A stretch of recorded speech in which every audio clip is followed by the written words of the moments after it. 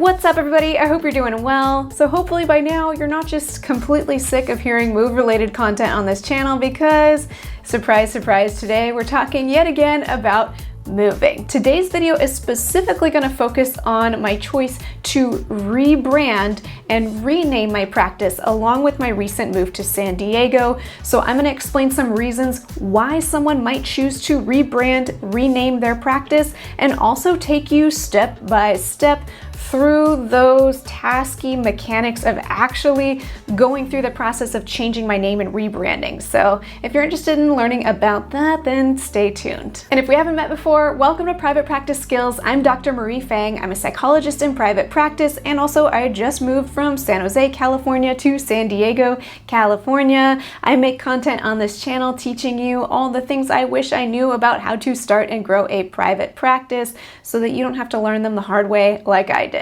I have a feeling today's video might get a little bit lengthy, so let's just hop straight into some reasons why someone might choose to rebrand or rename their practice if you already have an established practice. One reason you might choose to rebrand is your interests have shifted over time. So if your brand name is specific to a certain specialty, like, couples counseling San Jose or something like that, and your interests and your specialty have changed, well, if you don't work with couples anymore, then that name is not really going to make sense anymore either. Another reason why you might choose to rebrand or change your name in your practice is because you're moving. Now, just because you're moving, it doesn't mean you need to rebrand or change your name.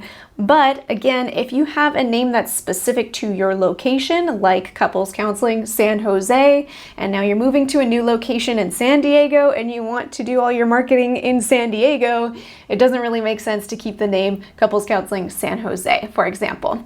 Another reason why you might potentially need to rename your practice when you move is because maybe wherever you're moving to has other people with a similar practice name. And another reason why you might choose to rebrand is maybe you're expanding your practice. You might be taking on employees or contract therapists, and maybe your practice name is specific to your niche, or it might be your name. Like if your practice name is Marie Fang Therapy and you're hiring on an employee, well, if your employee's name is Joe Schmo Therapist, then it wouldn't really make sense to keep the name Marie Fang Therapy for Joe Schmo to take on a client, if that makes sense. Now, of course, in an ideal world, we could pick a name from day one that we can stand by through the years and potentially the decades if our practice is open that long without having to change the name.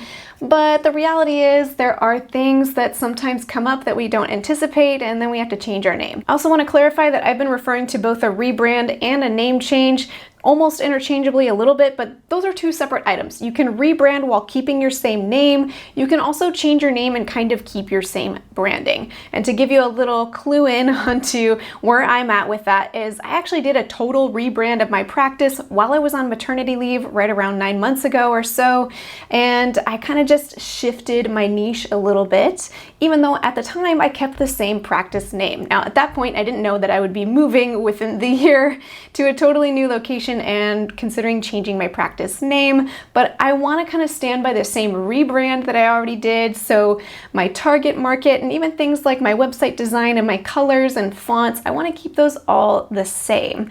But I'm going to change my practice name, and in this video, I'm going to take you through all the steps I'm going to go through to change my practice name, which does bleed into some of my branding as well, as you'll see. Now, before you ever dive into the massive land of either renaming your practice or naming your practice for the very first time, if that's where you're at, it's very important to do your due process of a few key important steps first. It's really important to make sure first that nobody else in the area has the same name or anything that sounds kind of similar to your name. So for starters, what I've done to check on that is I do a Google search in an incognito window. So for me, I started with my old name, Life Christian Counseling, now in my new area of San Diego, just to see who else was around, anybody have similar names as I did, and sure enough, San Diego folks seem to really like using the word life in their practice name, so that was when I decided to release that name into the beyond, it was time to move on from the word life. Now, I don't want to get too far into the rabbit trail of how I chose my original name for my practice, but the word life was critical in reference to a verse that's in John 10:10, and I was applying that message to the folks that I work with, which is folks who identify as LGBTQ, who are from a faith-based background and often have experienced a lot of oppression around the intersection of their faith and their gender or sexuality. But I don't think the word life at all is portraying the nuanced parts of what I like to specialize in. So the next step that I did was I started to brainstorm some names that really seemed to capture my niche, my specialty, and would set me apart a lot more clearly than the word life. And then I started to do some Google searches of different variations of these names to see, does anybody else in the area or really anywhere nationwide have a name that sounds like this for their practice. And as I brainstormed, I thought my ideal practice name would include the word affirm or affirming in the title, while also making reference to the faith component of my counseling background. And as it turns out, not very many people are using this kind of terminology in their counseling practice name. So that was boding well for me. Now, the next step was to make sure that there was a domain name that could align with the name that I'd come up with. Now, there are a whole bunch of websites that you can check to see if a domain name is available or not, but I particularly like using Namecheckr.com because not only does it check if that .com is available, it checks like all the different types of social media for you, and it sees if that name or that handle is available on that social media platform. Now, the next step I wasn't aware of until just a few weeks ago, but turns out is a very critical step in the process of naming your practice, and that's once you've picked the name that you want, before you run and buy a domain name and do the other steps we're going to go through, you want to make sure that no one has trademarked this name before. If it turns out that whatever name you've chosen to use for your practice is trademarked by somebody else and you start marketing yourself under this new name, and eventually this somebody else with the trademark figures that out, they will come for you. And you can imagine that would be an absolute pain in the neck, and much easier to just go ahead and check that your name is not trademarked before you do any of that. I'll link to the United States Patent and Trademark Office below so that you can go ahead and check if your name is trademarked. Sure enough, I got lucky. Again, nobody's really trademarked any name like this, so I'm good to go. Now, assuming that you've chosen a name that's different than your name for your practice, like Marie Fang Therapy, for example, you're going to want to also learn about how to register a fictitious business name or a doing business as name within your city or your county. To figure out what the rules are in your area, you could just do a quick Google search for something like fictitious business name San Francisco or doing business as name San Antonio, something like that, and you'll probably find the rules in your area pretty quickly. Now, you'll see in my area that yet again we have to do a check that the name that I want isn't already taken by somebody else in my county. So I went ahead and did a search to make sure that this doing business as name is not taken in San Diego County, and sure enough, I am good to go. Now, in my county of San Diego, there are a few steps to registering this fictitious business name once I've confirmed that nobody else has it, and I need to go in person to fill out a very simple form, but I need to go make an appointment, and the office is only open 2 days a week. There's only 2 offices in the entire county. When I showed up for the appointment, it was very similar to going to the DMV, where even when you have an appointment, you have to wait for your turn. But honestly, it only took me about 15 minutes. I booked one of the first appointment slots for the day, and I hope that maybe helped me move through the system faster. Once I filled out the form and submitted it in person, I paid $40-something in my county to register the name, and the next step feels like it comes practically from the Stone Age. And in my county, I'm required to publish this fictitious business name in a newspaper. I know, not only do I need to publish it in a newspaper, it needs to be published in a newspaper weekly for 4 consecutive weeks. This seems like a relic from pre-internet days where people actually read the newspaper as their primary source of information, and you know, it might have been useful to say, hey, BTW, Marie is starting a practice under this name. And now once you've done all of these steps, you can finally go ahead and purchase that domain. I mean, you could purchase the domain sooner if you want, but you know, now it's official, I can start marketing my practice. I'm going to choose to buy the domain through Squarespace, where I host my website. It does cost a little more on Squarespace than another website like GoDaddy or Namecheap, but I just appreciate the convenience of having it all in one place. I don't have to deal with all my like DNS record forwarding, blah, blah. It's all in one spot, so I appreciate the ease of use in that sense. At this point, I like to go ahead and set up my HIPAA secure email. I like to use Google Workspace to do that.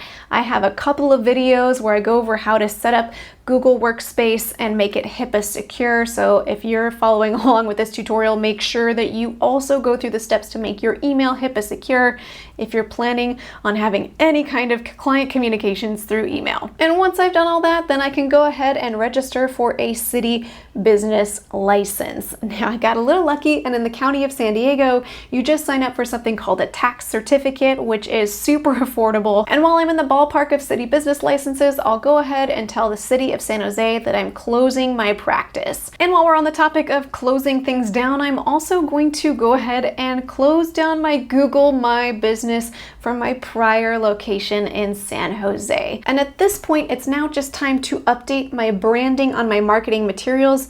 Anywhere where my stuff online says Life Christian Counseling, I'm going to need to change it to Affirming Christian Counseling, and then I will be official. Now, I'm not going to get into all the details of how to do all the branding stuff. Again, I have a course all about how to set up your website and your branding. If you're interested in that, it's linked below as well. So for now, I just updated my logo so that it was kind of in the same design, but just legible given that I'm changing one word from life to affirming. In addition to updating those on my website, I went ahead and went through and changed my name anywhere where you would find it on my website, as well as my address, and sadly taking down the pictures of my beloved office because I don't have that office anymore. And at this point, I'm finally ready to switch my primary domain from lifechristiancounseling.net to affirmingchristiancounseling.com. One thing that's really important to emphasize about changing your domain name for any purpose is when you do so, anyone who's linked to your original domain name, those links become broken. So if you have a whole bunch of blog posts and everything set up, there is a process you can go through for link forwarding. I'm not going to get into that in this video, but I do have all traffic that's going to my main homepage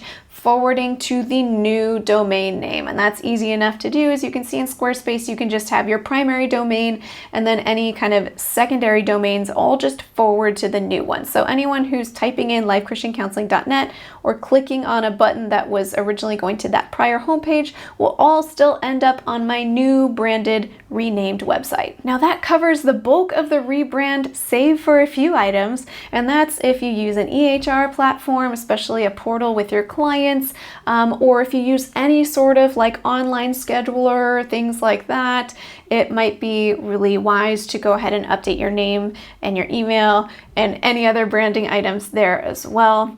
Now, the one big ticket item that I haven't updated yet is my Google My Business profile. Remember, I took that profile down at my old San Jose location. So as of right now, my practice has 0 Google My Business profile, and I'm primed and set up to go ahead and create a brand new Google My Business profile that's affiliated with my new practice name. But that is such an important item that I think it's worth having its own video, so I'm gonna post that video some other time. So I think I'm gonna close this video here, but I love that you all in these move-related videos are offering your tips in the comments, sometimes covering things that are really important. So feel free to add your comments below if I skipped over anything that's important to consider when renaming your practice, rebranding things, because honestly, I've gleaned some wisdoms from your advice as well. And before we close, I'd like to thank TherapyNotes.com for sponsoring this video. TherapyNotes helps with all of your practice management needs, from scheduling to notes to billing. And if you're doing the nomad thing like I am right now, then TherapyNotes can follow you wherever you're going so that you can manage your practice from just about anywhere. If you'd like to check out TherapyNotes, you can get 2 months to try it for free with no commitment just by clicking the link in the description of this video. Well, thanks again for being patient with me as I keep bringing you along my moving journey and all the tasks related to bringing my practice along up to speed with the move as well. And until next time, from one therapist to another, I wish you well.